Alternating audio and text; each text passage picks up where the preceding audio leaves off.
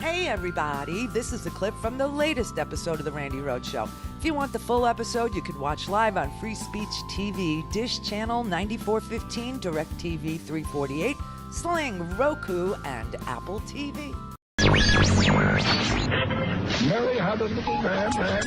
The fault. We believe that all men are created equal. To the magnificent mosaic that is America. From radio beacon to radio beacon.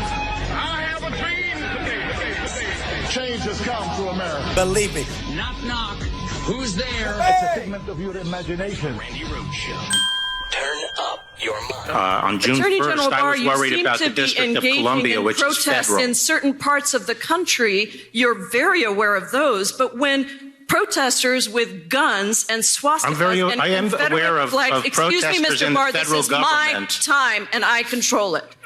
You are aware of certain kinds of protesters, but in Michigan, when protesters carry guns and Confederate flags and swastikas and call for the governor of Michigan to be beheaded and shot and lynched, somehow you're not aware of that. Somehow you didn't know about it, so you didn't send federal agents in to do to the president's supporters what you did to the president's protesters. In fact, you didn't put pepper balls on those protesters. So the point I'm trying to make here, Mr. Barr, that I think is very important for the country to understand is that there is a real discrepancy in how you react as the Attorney General, the top cop in this country, when white men with swastikas storm a government building with guns. There is no need for the president to, quote, activate you because they're getting the president's personal agenda done. But when black people and people of color protest police brutality, systemic racism, and the president's very own lack of response to those critical issues, then you forcibly remove them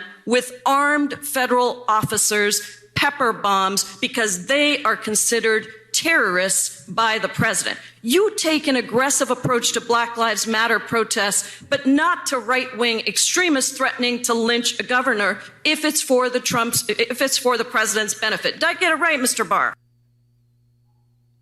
That's the truth. And now we know that it's the truth because there's an article today that you really need to read in the Washington Post, okay? It is by Marissa J. Lang, and it's called Federal Officials Stockpiled Munitions Sought Heat Ray Device before clearing Lafayette Square, whistleblower says. So not only do you have the U.S. attorneys resigning from any case that Barr has inserted himself politically into, like the Flynn case, the E. Jean Carroll case, the case of Roger Stone, ad nauseum. But now you also have the D.C. National Guard, the most senior official at the D.C. National Guard, Major Adam DeMarco, who is now a whistleblower. And he told lawmakers that Bill Barr's Department of Justice and the DOD, defense officials, were looking for crowd control technology for the peaceful protesters in Lafayette Square.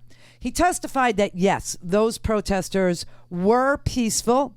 His testimony included statements. Wait, let me quote him exactly. So he said, quote, "From my observation, these demonstrators, our fellow American citizens, were engaged in the peaceful expression of their First Amendment rights, yet they were subjected to an unprovoked escalation and excessive use of force."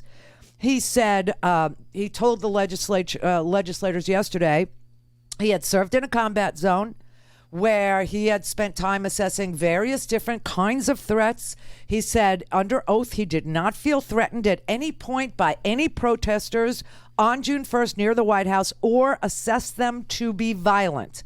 And yet he testified yesterday that Bill Barr and the Department of Defense were looking for weaponry, and they were moving thousands of rounds of ammunition, the kind of ammunition that he had seen in Iraq and on Border Patrol and all the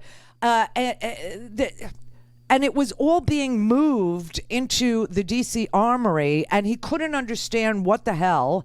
He testified under oath that yes, they used tear gas. They did. And that they were also looking for a heat ray device. It was developed to disperse large crowds in the early 2000s. But we never used it in the war zones of Iraq and Afghanistan. It was shelved because of concerns about the ethics of using it on human beings. We didn't even use it in war zones.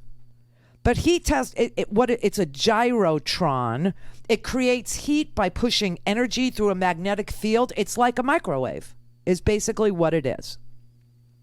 It generates millimeter waves that only penetrate 1/64th of an inch into your dermis, into your skin.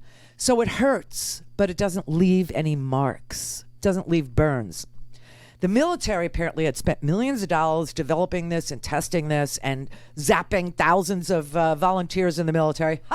Volunteers in the military. Yeah, I volunteered to take all kinds of vaccines for you.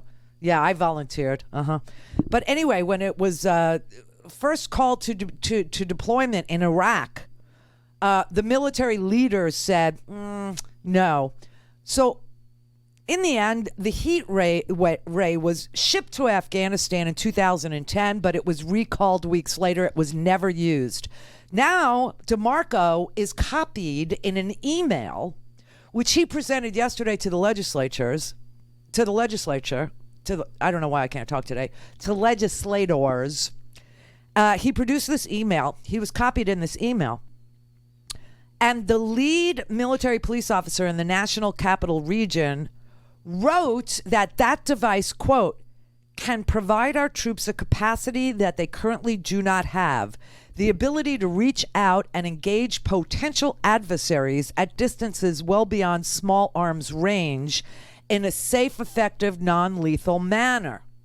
The email that the senior official at the DC National Guard that he was copied on, that he produced yesterday, also said, it's called the ADS. Okay, that's the name of the system. The ADS can immediately compel an individual to cease threatening behavior or depart through application of a directed energy beam that provides a sensation of intense heat on the surface of the skin. The effect is overwhelming, causing an immediate repel response by the targeted individual. This is what Bill Barr wanted to use against peaceful protesters. Instead, he just settled for, flashbangs and pepper balls and gas. He told lawmakers that when he felt compelled to come forward as a witness because he said he found the events at Lafayette Square deeply disturbing. Quote, that anyone in the Department of Defense referred to an American citizen exercising their First Amendment rights as potential adversaries and even contemplated the use of an ADS system on the streets of our nation's capital is deeply disturbing and calls for further investigation. He also testified that a stash of M4 carbine assault weapons was transferred to the D.C. Armory on June 1st, and that the transfer came from Missouri and Tennessee, and about 7,000 rounds of 5.56 millimeter and 7.62 millimeter ammunition rounds had been transferred to the D.C. Armory. He never was able to figure out what it was for. Was it to literally shoot these peaceful protesters? Was that what it was for? I got to tell you, we have got to get rid of this complete and total. Get rid of every single enabler and every single man, woman, or senator or House member who is enabling Bill Barr, Donald Trump, to target peaceful protesters under the guise of they're violent. They're burning down this. No, the people that are burning are criminals. The people that are looting are criminals. The protesters, there are millions of them all over this country, and they have been peaceful, demanding equal justice under law, while Bill Barr is the criminal. He's the one amassing ammunition and looking for failed, unethical heat rays systems to use against them. Yes, one side is criminal and the other side is not. And everything is twisted, black as white and up and down. And shelter in place for the benefit of beating back a pandemic is somehow slavery. Freedom from disease is slavery. War is peace. Oh my God.